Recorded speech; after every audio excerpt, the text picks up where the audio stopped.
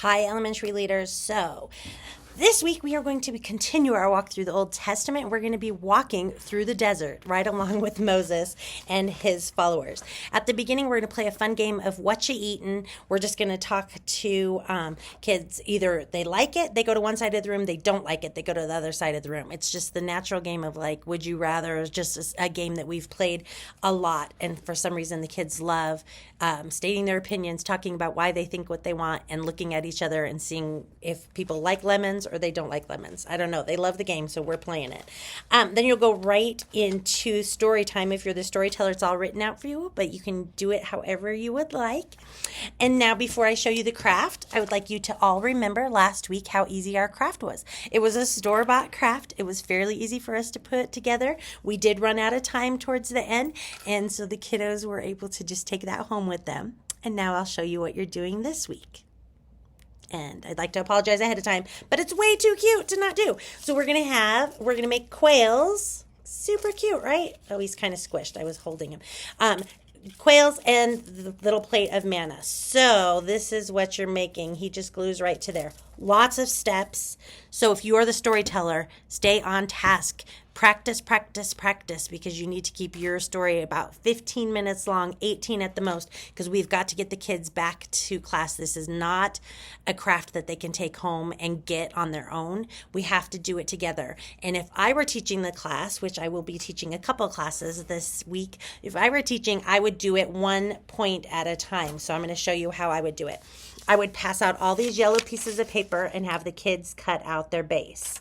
When all the kids are finished cutting out their base, I put these all on different pieces of paper, and the instructions are right on top. I made this as simple as I could, but it's still a difficult craft. Next, I would pass out the manna, have the kids cut out their manna and glue it to the top of their base, just like that. They're going to glue it just like that.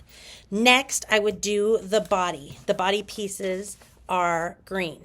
I would give each child a strip and a glue stick. I would have each child take their strip, and there's little glue pieces on it, as well as these little asterisks. The little glue pieces are telling you where to glue it. So you would bend that glue piece back and glue this piece together just as so. Or you can glue it together this way, which is the way I kind of liked it better. So the asterisks are hidden. But then you're going to want to keep in mind where the asterisks are, because that's where you're going to put your head and your feet, okay? So it's kind of like that. I guess this is the body. I would do the body next.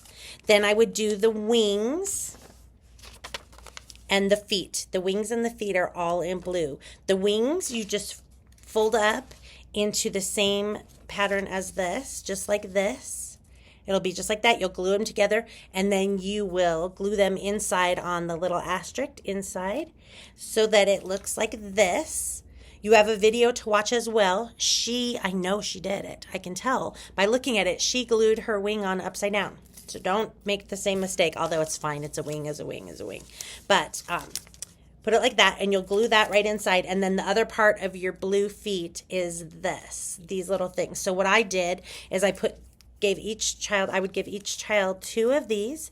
I would have them line them up together and then fold them together so they're the exact same length, right? So they're folding them just like this, and then they make like a little W. And then glue this part down first. The feet were the hardest part for me to understand, so I'm just showing it to you because it might be the same for you.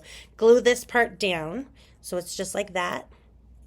You're gluing these 2 pieces together, and you're holding it till they're glued down. And now this top part can go onto the body, this same top part, and the bottom big base can be glued to your yellow base. So it's just like that. His little feet are in there. And where my asterisk was a little bit too far back, so I moved it forward a little bit. He's still a little top heavy because I gave him Google eyes. But that'll be your last step. Okay, I hope I'm not going too fast. Blue. Then I would do red. Obviously, you can do this however it works for you. I wouldn't give the kids all the pieces. I would slowly and meticulously work on each piece together. When everybody's caught up, give them the next piece. I would never give them all of these at once because you're going to lose pieces. The last pieces I would give them are the head and the beak, so they can make it the same way. The beak just folds over itself basically what you're making is a triangle. If they don't want to follow the pattern that's on there, they just want to make a triangle and glue it to the head. The head is the same. It's the little teardrop shape, just like that. It glues on top of the body, and then the beak just glues however they would like it. So he has a beak. And then last but not least, the Google eyes, and make sure that they glue those on and hold those for at least 10 seconds so they don't lose their eyes. Then they can put the whole thing on their base. So it's simple if you follow these little steps, but I think it's going to be a nightmare if you try and give all the pieces at once. So that is I hope you guys watch this video this week. That would be my suggestion, because I think giving them all these pieces separately is going to be very hard. And I know it's lots of steps.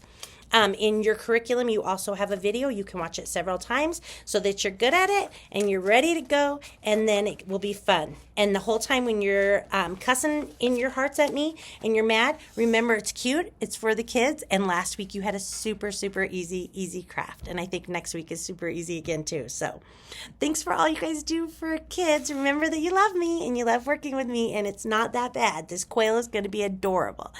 That's it. I'll see you guys on Sunday. Thanks.